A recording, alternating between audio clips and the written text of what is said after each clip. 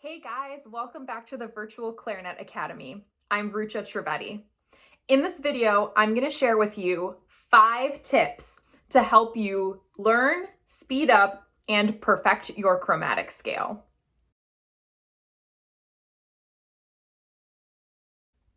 So the chromatic scale is asked for all the time in like your chair test, maybe placement auditions for ensembles. And it shows up all the time in our solo literature, in excerpts, and in our band music. So when we practice the chromatic, yes, we want to make sure that it's super fast, that it sounds really impressive, but we also want to make sure that we're playing it in a way that's going to work for us in the future in our band music, and also in a way that will show that we have great control over the chromatic and the instrument.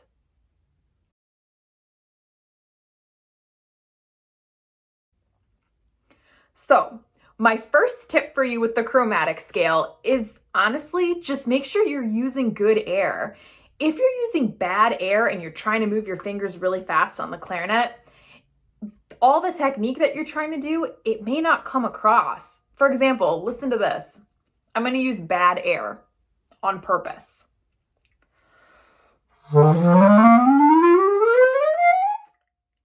Yeah, I was playing all the right fingerings, but I wasn't really engaging my support and pushing air through the clarinet at all. So it kind of sounded like a mess. I'm going to try again with really good air support.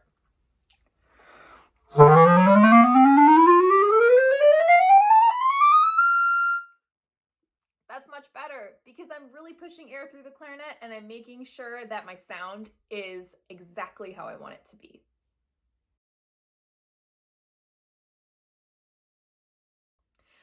My second tip for you is to check in with your hand position.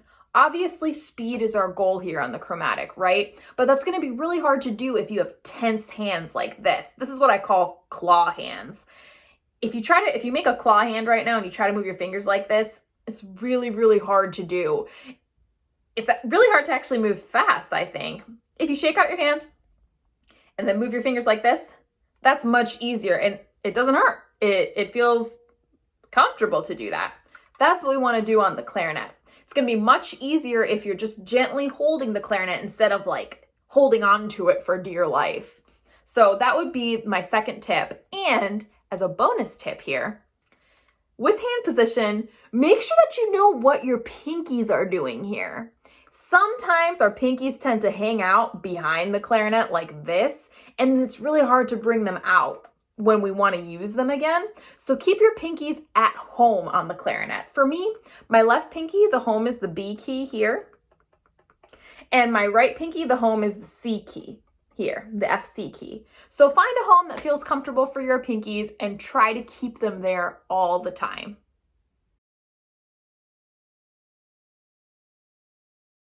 My third tip for you may sound a little silly, may sound a little easy or like, well, duh, I was already doing that. But just to be sure, make sure that you're starting slow on the chromatic scale. Don't try to go faster until you have a really good, secure idea of what you're doing with your fingers, what you're doing with your air on the chromatic. And an easy exercise that I like to use here is just to keep the metronome at one tempo and slowly change the rhythm. It's called a rhythmic accelerando. Slowly change the rhythm so that I'm going faster. I'll show you what I mean here.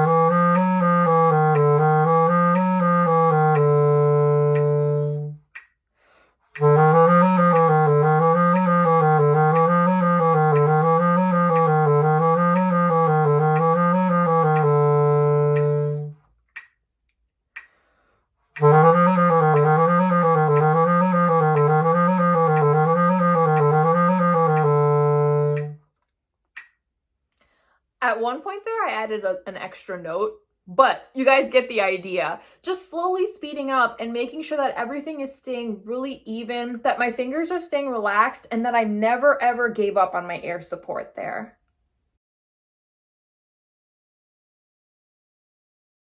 My fourth tip for you is to make sure that you're using chromatic fingerings. So we always want to avoid a flip like that. For example, when we're going from B flat, thumb, 1, 2, 3, 1, to B natural, this flip, sometimes you can get it to be clean, but if your goal is speed, it's going to be really, really hard to do the flip and perfect the flip at a fast tempo. So what I would recommend here is to play with your ring finger here, your fourth finger, this one here. Play either the chromatic key, sliver key, banana key, whatever you want to call it. But that's the key that we want to use to go from B flat to B natural. And I'll show you here.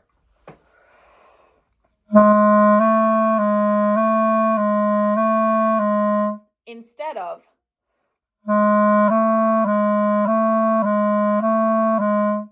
did you guys hear that little extra noise in there?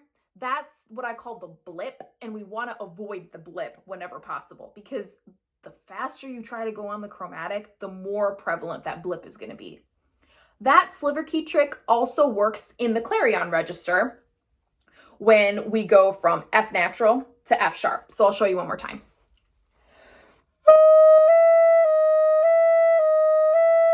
Not.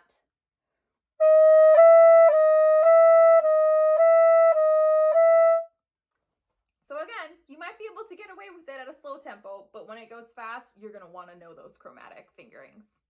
The last one that I have for you is going from F natural, which is our thumb F sharp here in the throat tones, to F sharp. We want to avoid the flip here.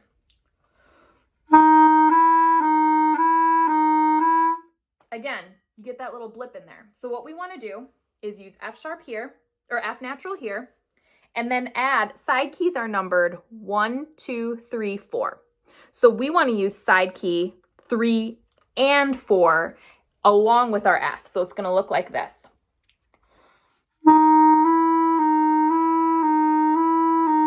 Instead of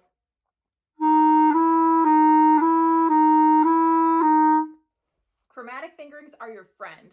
I know it may be annoying to have to relearn the scale, but it's totally worth it because the speed will come with good, clean, even technique.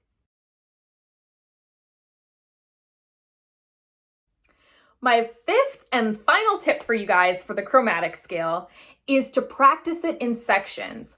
Oftentimes I find that people are really, really good at going up and then not so good at coming down. So practice in just a little bit of a section so that you're practicing a little bit of the scale every day. For example, you can start at the lowest part of the chromatic scale. For me, it's E because I'm playing a soprano clarinet, B flat clarinet here. But if you're playing a bass clarinet, you may be able to go down to E flat or even all the way down to C. So whatever your lowest note is, I'm starting on E. And I'm just going to play 5 notes.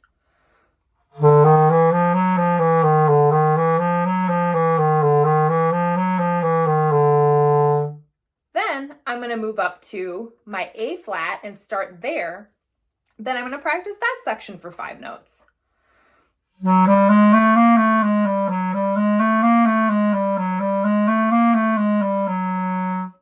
going to start on C and do 5 notes.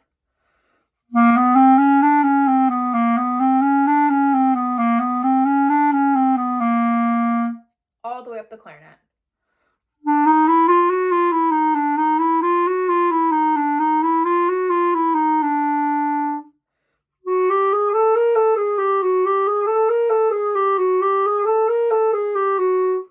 All the way up, as far up as you need to go. Maybe you're working on getting your chromatic scale up to clarion C here, thumb register. Maybe you're working on getting all the way up to G, whatever fingering for G you use. There's like 20 different fingerings for high G. So whatever fingering of G you use up there to get up there, or maybe you're trying to go all the way up to super C. whatever your chromatic goals are, these 5 tips will work for you. So let us know, did you try these tips? Did they help? Are you feeling more confident, better with your chromatic scale? Honestly, this is how I practice my chromatic. Slowly, in sections, always with the metronome. So thank you so much for tuning in. Let us know if you have any questions in the comments, any topics you'd like us to cover in the future. And don't forget to give us a like and subscribe to our channel.